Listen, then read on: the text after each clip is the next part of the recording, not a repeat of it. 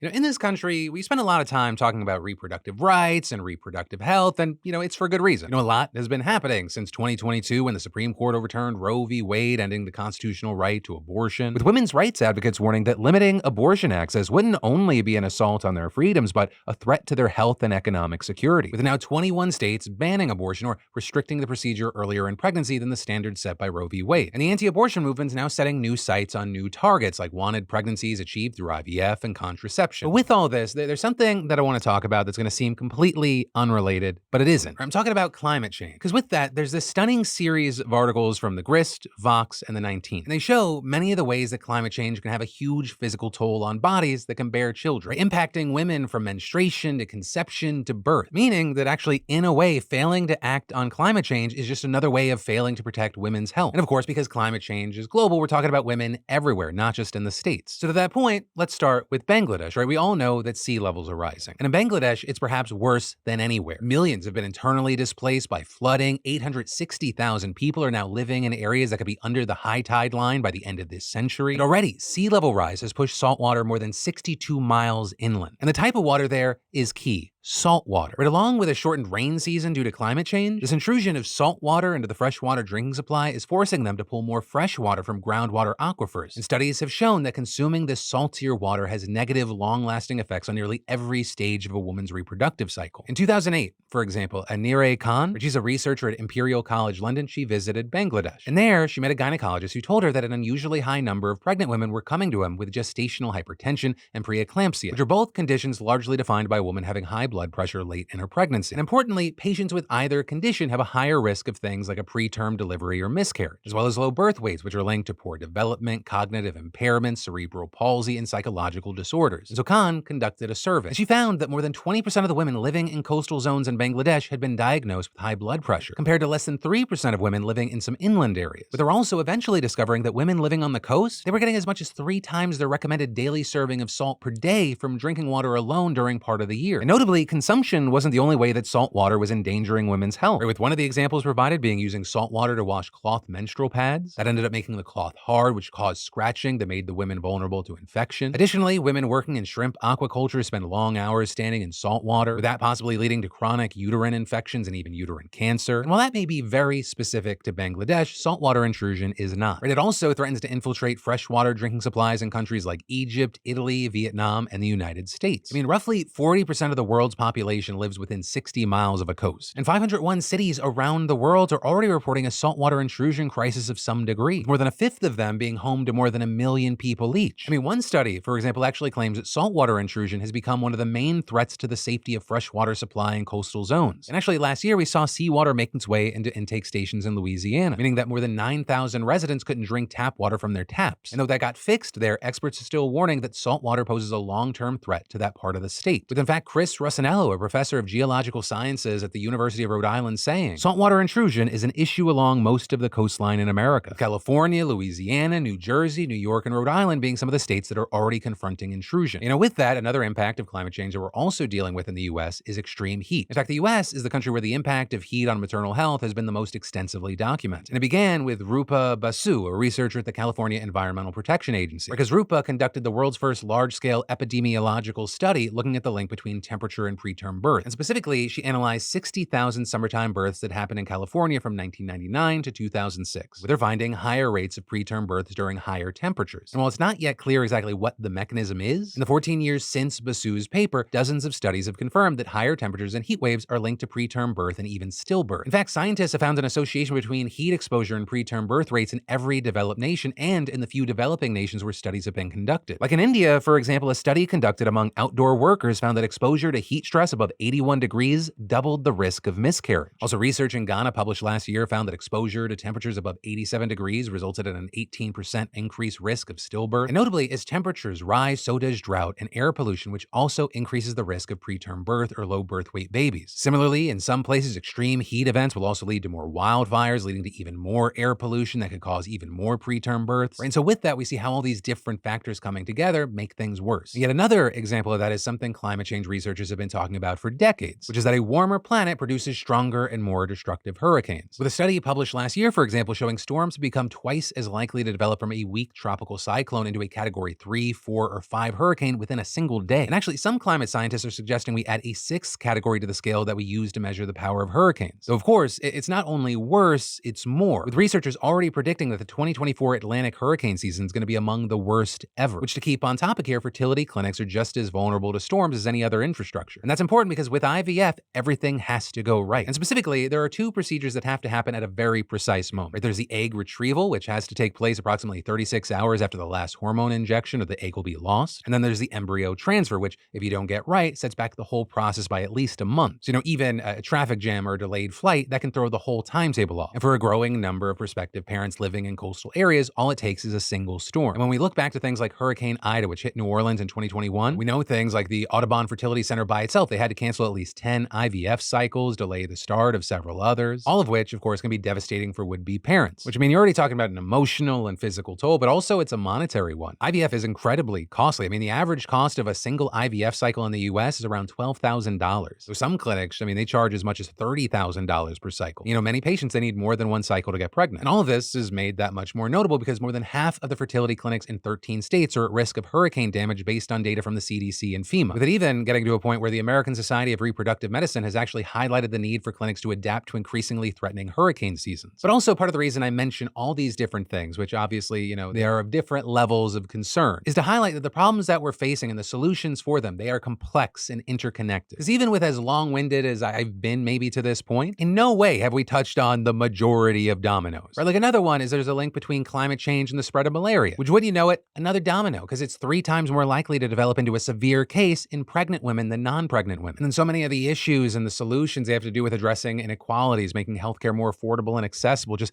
making people more aware of the risks that exist. It's just all a messy, messy web of interconnected things. I think it's why when one big thing starts spiraling, everything spirals with it.